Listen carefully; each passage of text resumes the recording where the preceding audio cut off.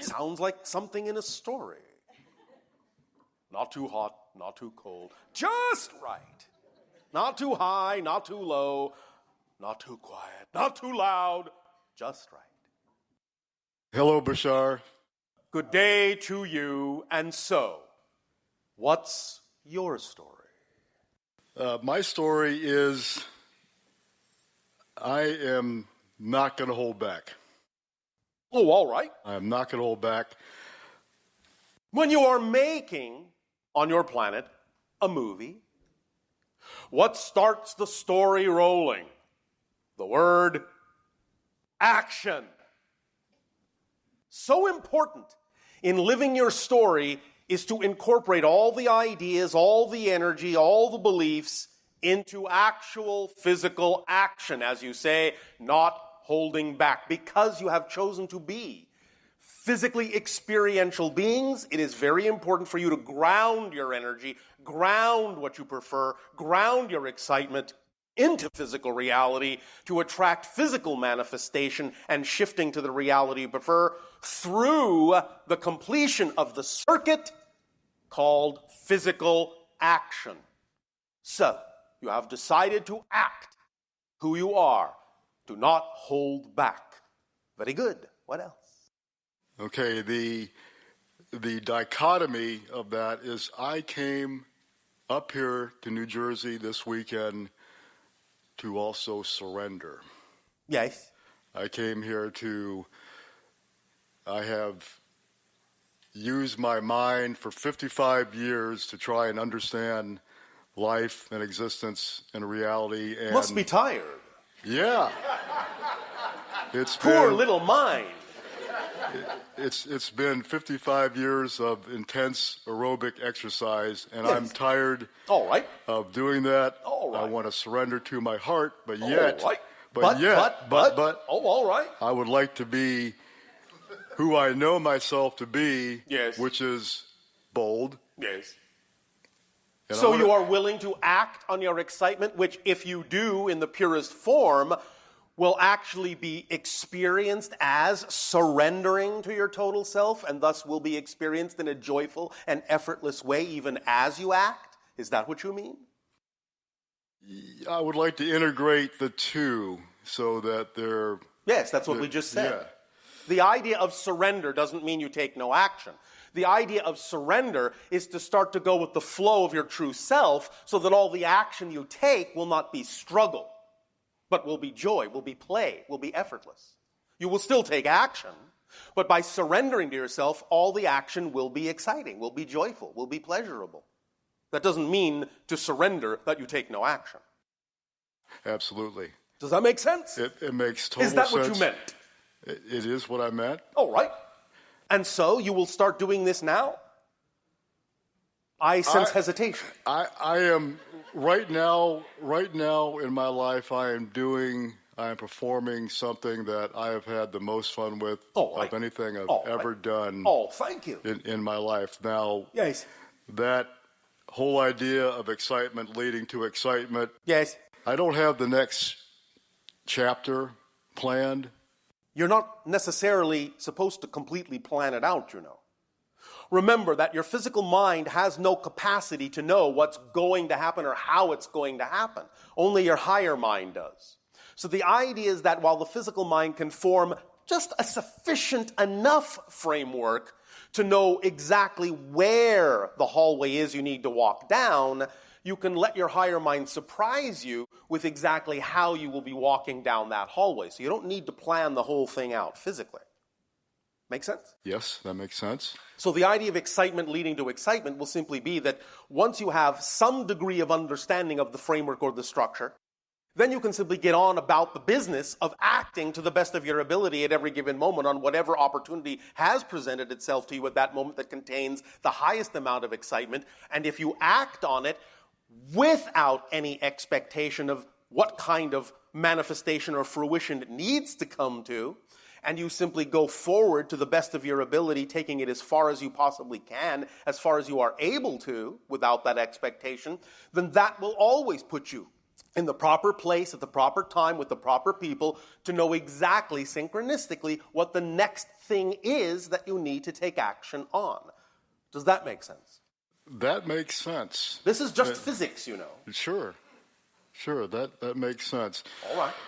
Is this something that you believe you can incorporate into your story? I'm okay with spontaneity. I'm okay with just... It's not just about what you call spontaneity, although that's a large factor. It doesn't mean that you give up thinking. It doesn't mean that you cannot see to some degree what the structure is, and it does not mean you cannot choose to gravitate in a particular direction according to your choices. Nevertheless, the idea is that you can allow much more synchronicity to reveal itself to you so that you don't have to overthink it.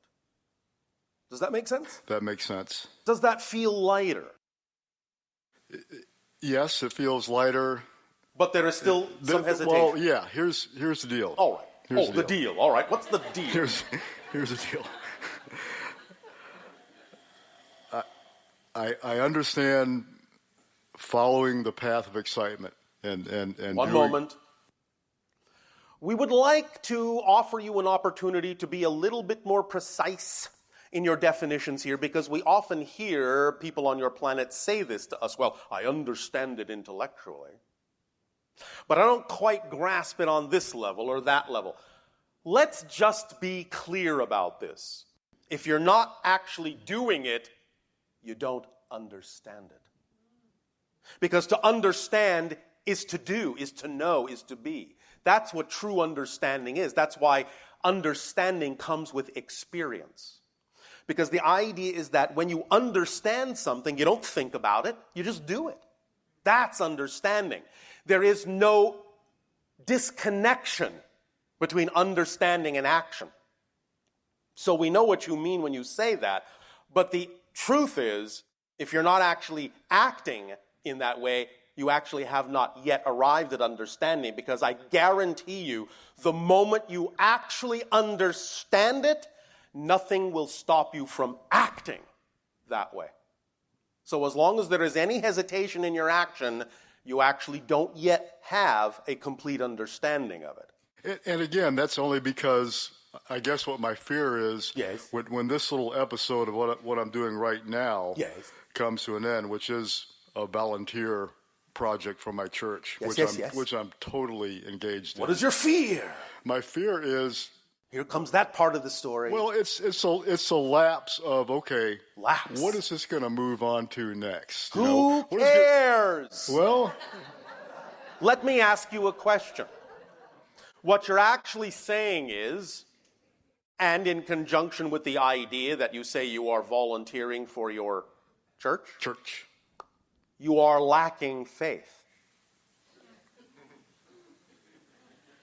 So the idea really is to go beyond faith into knowingness.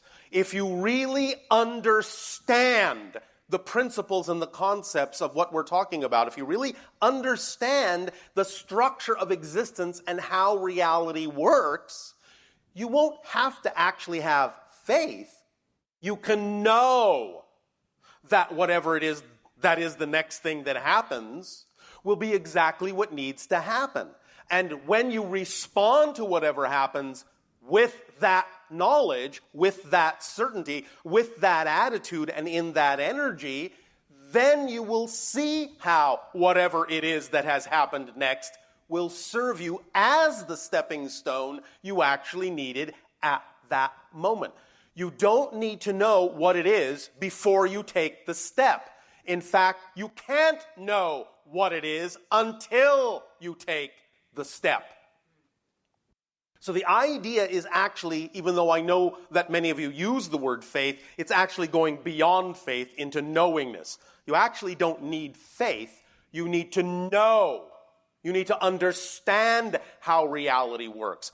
So let me put it to you in a very simple fashion. Whatever it is that happens next, you know that something will happen, yes? How likely is it that nothing will happen? Or as one writer once said, suddenly, nothing happened. How likely is it that nothing at all will happen? Wouldn't you say that that likelihood is most probably, let's say 0? Something's going to happen next, right? Well, Bashar, I'll be honest with you. That thought of nothing happening, nothing is a relative term to me. Okay? Let's put it this way. You see, this comes from a lack of understanding of the nature of existence itself. Thank you. It is not possible for you to experience non-existence by definition. Non-existence means there is no experience. You cannot experience non-existence because you already exist. Existence only has one quality: to exist. That which exists doesn't become that which doesn't exist. That which doesn't exist already doesn't exist. And non-existence is already full of all the things that will never exist. There's no room in non-existence for that which does exist. Do you understand these concepts as they translate into your language? Yes. So it's not actually possible. This is one of the few things that is actually truly impossible. It is not possible for that which is to no longer be that which is. That's its only quality. It's the first law of creation. You exist. That's it. You can't do anything about that. You'll change. That's another law. You'll transform how you exist, but the fact of your existence is woven into the very fabric of existence itself, and that can't change. And let me put it this way, it's not something to worry about, because if it actually were possible for that to change, you wouldn't know that it had changed anyway, because there is no experience in non-existence. So if you were to become non-existent, you wouldn't know it. So what's to be afraid of? So the point is that whatever it is that happens next, there has to be something that happens next, because that's the only thing that can happen in existence, and you can't become non-existent. Are you following that so far? I do follow that. Can I introduce a subplot to the story? Oh, a subplot. All right. And it really becomes a matter of focus. Okay, there's as I see it, there's two ways you can go in life. Oh, all right. You can accentuate the positive and look forward to the next experience. Yes. And do that. Yes. And let that lead into something else. Yes. And ever and ever and ever. Yes. Or you can go, let's talk about the negative side. All right. Of who I am and what I'm trying to Yes, resolve. you can accentuate the negative and let that lead to the next thing and the next thing. But you see, the point still is there will still be a next thing. Or try and understand. No, understand. There is no trying to understand. You either understand or you don't. Okay. All right. Now, let me put it to you this way. One moment. A further subtle explanation. We understand what you mean by trying to understand. We understand what you mean by process. Nevertheless, here's the actual truth about what a process is. A process is not actually in any way, shape, or form trying to understand. A process is simply getting to the point where you finally give yourself permission to understand. So the idea is that you may simply go through an experience and still not give yourself permission to understand. And you may do that again and not give yourself permission to understand. And in all of those experiences, you are actually not trying to understand. You're actually choosing to not understand. Okay. And eventually you get to the point where you finally don't need to choose that, and you suddenly choose to simply understand. All of the times you chose to not understand do not actually, literally, physically, mechanically have anything at all to do with your ability in the next moment to choose to understand. Any process you went through that made it seem as if that gave you more ability to understand actually didn't give you more ability. It just gave you more time for you to let it be all right to finally choose to understand. Okay, well, let's talk about a way I can understand something Yes. that I've been trying to understand Yes. for a long time. All right, and that would be what? Something that, Be specific. okay, this does not, the irony of it is, this does not seem native to me. We love irony. It does not seem Native to you. native. It does not seem natural. I do not know. Yes. I do not know why I hang on to a certain fear. Of what? Of I don't know. Yes. Of what? Understand right now, you're sitting in your movie theater watching your movie, and you're allowing the film to break. Get to the point where the fear presents itself, invite it in, so you can get on with the movie. Of not willing to be who I know myself to be. Because you fear that if you do, what will happen? You see, this is one of the strongest ways to find out what your fears actually are, is to actually amplify and magnify them by allowing yourself to imagine what the worst possible thing you fear might happen is, should you allow yourself to actually be who you say you prefer to be. So what's the worst possible thing you imagine might happen if you did? Be who you prefer to be. Give it voice. Get it out there. Because once you get it out there, once you actually say what you fear the worst thing is, then you have something to work with. Then you have a really good villain. Then you can become a really strong hero.